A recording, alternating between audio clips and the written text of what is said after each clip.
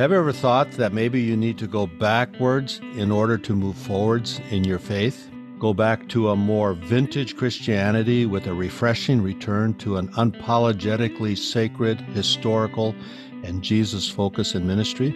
A faith captivating hearts, minds, imaginations with the adventure that life with God is meant to be. My guest will unpack what this might look like. I'm Dennis Weens, your host, Senior Impact Catalyst for Sat7 USA, and you are listening to the Unconventional Ministry Podcast, where the conversation is about fresh ministry ideas and innovative approaches. The Unconventional Ministry Podcast has a new podcast every Tuesday morning. There's a lot of variety with fresh ministry ideas and ministry innovation, so I encourage you to subscribe and not miss one of our episodes. Last week, we talked about pastors' retirement and how so many pastors do not think about or plan for their retirement. An earlier podcast, we talked with Lisa, and she had to overcome her greatest fear, which was having conversations, and that actually met the biggest need of refugee Afghan women who really wanted authentic conversations and authentic relationships. Another podcast, we talked about TCKs, third culture kids, and what that means. So I'm one of those. So I encourage you to look at our podcast and listen, and then share it, make comments. We really appreciate it. My guest is Derrick Steele. He's an author,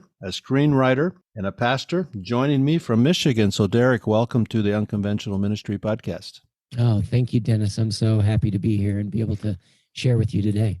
Yeah, you reached out, and I was really interested in your ministry and what you're doing, the Warrior's Path. You've written a book, and just wanted to start by talking about this idea of going back in order to move forward in your faith, captivating hearts, minds, imaginations with the adventure that life with God is meant to be done. Just talk to us a little bit about the background of that idea and what you wrote about. Yeah. Well, the background is obviously from my own life, and I think you'll find that in most ministries, people gravitate to ministering in the area that they wish somebody would have ministered to them in during a certain period of life. So, I grew up in the church and did everything that I was supposed to do. And by 14, thought I wanted to go to the mission field. By 18, knew I wanted to, at the very least, be in full-time ministry. But I also, in my mid-20s, found myself feeling a split down the middle with two different deep desires: the desire to be a Christian and whatever that might mean, but also these other deep longings for certain things like significance, like adventure, like feeling alive. And I found that those two things were not connected from my experiences in the local church, that there wasn't a connection being made most of the time. And it wasn't the church's fault. The things I was feeling are part of our time and history, our culture. There's all sorts of reasons that you can begin to feel like you are disconnected from a larger story, something to wake up in the morning and be excited about, to know you are entering into an adventure that has been going on and will continue on, but that for a brief period of time, you take the stage. God invites you into your moment to do or to not do, to fail. And it's something that, because we live in a time where, honestly, the enemy of adventure is safety and control. And we live in a culture where we like to control everything, and we like everything to be comfortable. One of my favorite authors, John Eldredge, said at one point, he said, we seek the path of least resistance, and that is seldom the right path to take. And I just find that our entire culture is drawing us towards a safe and comfortable life. And there's something, especially in the hearts of men, but I'll be honest, I meet a lot of women who have a similar desire to feel like they are waking up out of a half-life and coming alive with something that innervates them, that excites them, that makes them passionate. Mm-hmm. And that is what Christianity is supposed to be. Right. Now, going back to your 20s, where you were going through this struggle, can you come up with some specific things that were maybe hindrances to achieving that which you desired in your relationship with God? For our podcast listeners, maybe identify a few things. Yeah. Well, to begin with, the materialism that I was surrounded with and the scientific worldview, I felt like the 20s, actually, for a lot of people, it happens in their mid teens. Yeah, I see it even in my own son, who's only 14. There is this desire to, quote, grow up. We want to be considered a grown up, and we look around at the culture around us and the grown ups around us to see what that's supposed to look like. And setting aside your childish fantasies and your fairy tales is one of the things that it looks like we're supposed to do. You see this in the journey of C.S. Lewis, where he felt that as he matured, he had to let go of those deep longings that were in him for something that he couldn't describe, as something that was the whole story of his growing up as he wrote his biography, but then went through a period where he decided to be mature and grown up. He had to leave that behind. And it only was in his conversion back to Christianity that he realized that God was giving him back all of those vivid and beautiful dreams of life as it could be. So yeah, I felt that the entire culture was telling me, you need to get serious, more serious. And I had already grown up thinking, as a child, thinking I didn't ever want to become a grown up. My parents had been through a pretty awful divorce. And I remember by the age of 9 deciding that adults were never happy. Right. I didn't see a lot of joyful, having a good time adults. And I feared the whole process. And as Christians, that joy of our relationship with God and that walk with God, that should just be visible to everybody we encounter. But in the church, we don't see that joy, right? Right. Yes. The church felt to me more like, honestly, a lot of rule keeping, a lot of ethics. The Christian, Judeo-Christian ethics are a wonderful thing. We tend to think they're the only type of ethics that have ever been invented, and they're not. If Christianity was only about its morals, its morality, I could understand why some people would want to go different routes and choose different types of morality. They're very similar in their moralities. What's different is in their story. The story of Christianity is this cataclysmic event of fall and loss and sorrow and hopelessness that is suddenly transformed by the coming of the King, the resurrection, the restoring of all that was lost, the hope of what comes through that and what we've been invited back into. It is this grand adventure, and it is in the form of a story. One of the most moving things I remember ever reading was in The Lord of the Rings, when Sam and Frodo are on their way to Mordor. They're talking about stories, and they suddenly realize that the stories of the old days is something that they've picked up the thread, and they have entered into the same story. And Sam's moment of epiphany was when he says, I wonder what sort of a story we've fallen into. And I just had to embrace that. I had to realize this wasn't what everybody else in church was pursuing or living from, and that was okay, that this was where God was calling me to be a spokesman, a herald, an example of somebody who took very seriously his command to become like a little child and to have the heart of a child again. Right. And you talk about, through your struggle, a convergence between religious thinking and this desire for meaning and significance and a heroic Christian life. Talk to us a little bit about the ministry that God's entrusted to you, stewarded to you through these struggles that you've had. Well, it was at least 15 years ago that I started dreaming along these lines with my best friend since childhood. Part of the reason I was able to write the book that I wrote about male fellowship called The Last Lone Wolf, Recovering the Lost Sacrament of Friendship. The reason I was able to write that with integrity is because I have had the same best friend since I was 12. And even though we live 1,000 miles apart, we communicate daily and have done so for most of our lives. But he and I started to dream about being able to call, and at that time we were still in mid 30s, and to call guys from the ages of 18 and 35 into um, a more eye-opening, exciting, romantic, epic view of what it means to follow Jesus. And we started to work on it, but it is a huge struggle. It is a huge struggle because most of the things we say about excitement and adventure and romance, they're metaphors, and mostly they're metaphors we use in the church without really subscribing to them ourselves. We use them for a good sermon, and then we move on. And we found it was very hard to develop something that we felt like was genuine, like people could come and not just hear us use the terminology of a young Christian man being a warrior for God, but to really show them that this is a way of life, that the martial way of life, that a life of discipline, both spiritual and physical, is a better way to keep your eyes squarely on the supernatural realm and on the war that God is waging in this world against evil.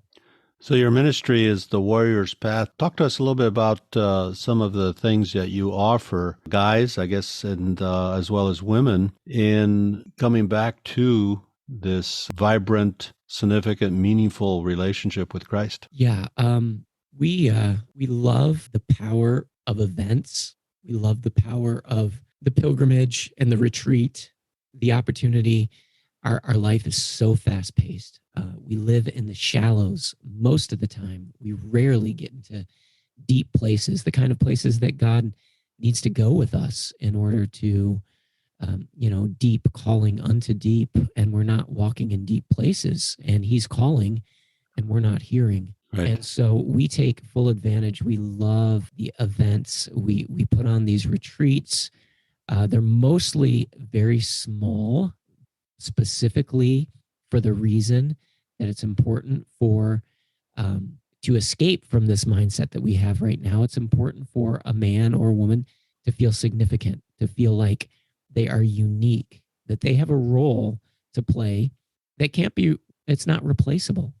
Right. And in order to do that, we as leaders of this ministry need to have time for personal connection with people. It's not enough to preach a great message about intimacy to a group of 300 guys and walk away and not know a single one of them. People need a place to unpack their story, and they need to be able to see this sort of lifestyle lived out in person, not just up on stage, but in person. They need to see somebody who's obsessed with this, who lives day in and day out, excited about the things of God, excited about their walk with Jesus, fully believing that they are embroiled in a great adventure.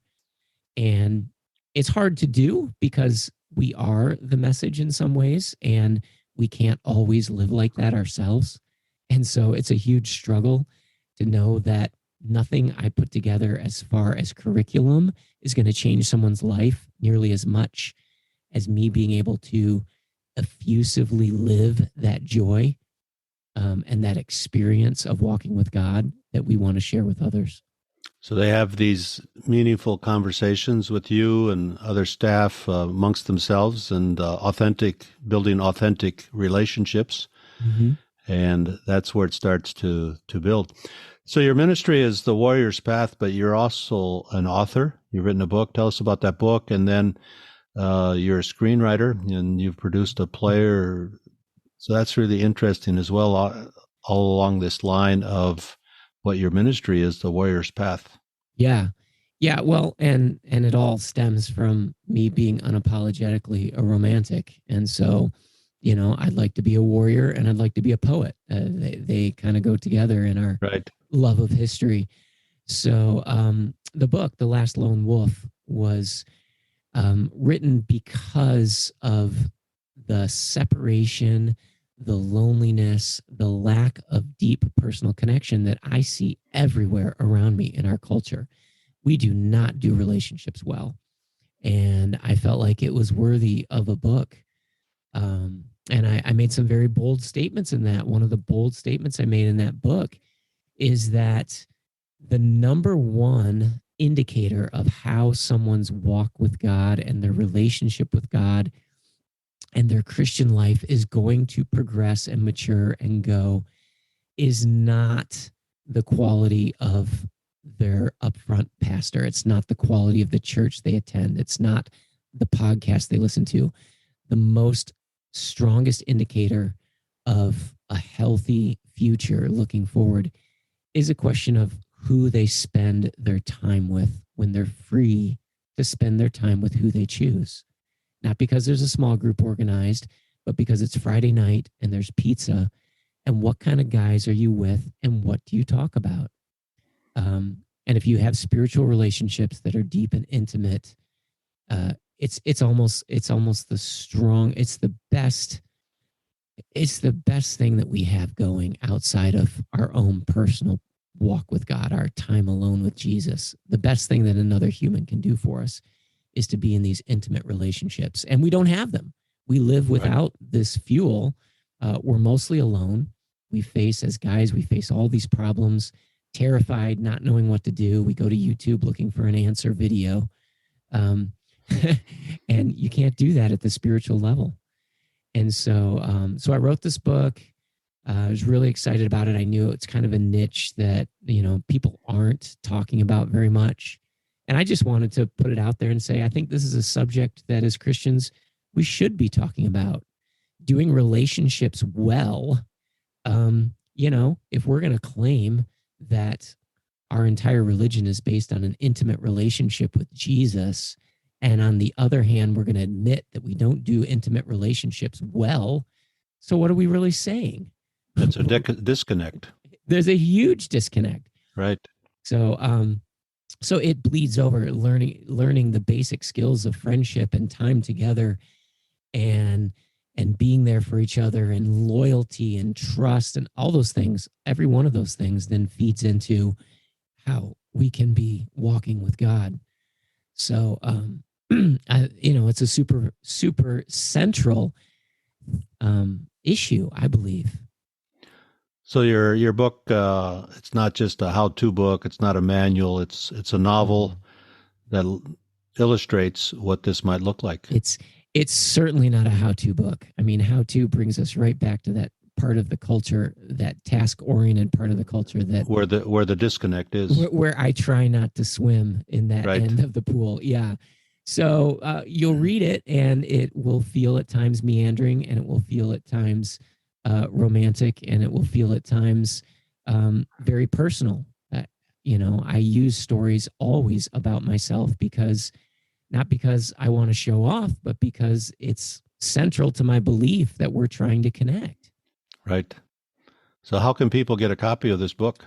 Well, it's available everywhere: Amazon, Barnes and Noble, online, in every online store. It's also available on Facebook and on our website, on the Warriors Path website, which is a very fun website, warriorspath.org, a great place to go and be encouraged. So yeah, no, it's out there. I wish it was out there more than it was, but it's a slow process. Publishing something yourself is a daring and difficult task. So, but I hope there's many more to come. I'm excited now that I've done it once. I've been doing it since I was 9 years old, but this was the first time it's gotten out there to the public. So are you already working on some more thoughts and maybe another manuscript? Absolutely. Yeah. Yeah. Well, I've got a group of guys. They're filmmakers and actors, young guys that hang out at my house every week. And we're always throwing out ideas for the next film. I wrote a film for them during 2020 when everybody was locked down. I wrote a film called Dinosaur Cove, based on an idea one of the guys brought to the table. And two of the guys that sit at my table played the two main roles. The other guy that sat at my table filmed it and produced it. And it's out there.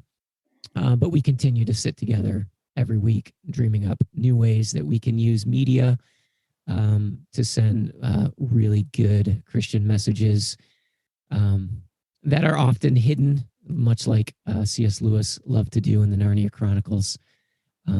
Things that are considered proto-evangelism, things that baptize the imagination, make you hungry for holiness, as Lewis even admitted happened to him when he first read George MacDonald's Phantastes. So, Derrick, this has been very interesting. I trust our podcast audience will check out your website, purchase your book, leave some comments for you. And if you have some comments for Derrick, leave them in the comments and he'll be sure to see them. This has been fascinating. So, Derrick, thank you for joining the Unconventional Ministry podcast. Oh, thank you, Dennis. It was a blessing and an honor to be able to be on this with you. In our changing world, there are more ways than ever to do ministry. Sat7 as a broadcast media ministry is changing how ministry is done. Through innovative approaches, collaborative efforts, broadcast satellite television, web streaming, and social media, Sat7 is making a difference. Visit Sat7 online today at sat7usa.org to learn ways you can be a part of this kingdom work. If you've enjoyed this conversation, please share it with your friends.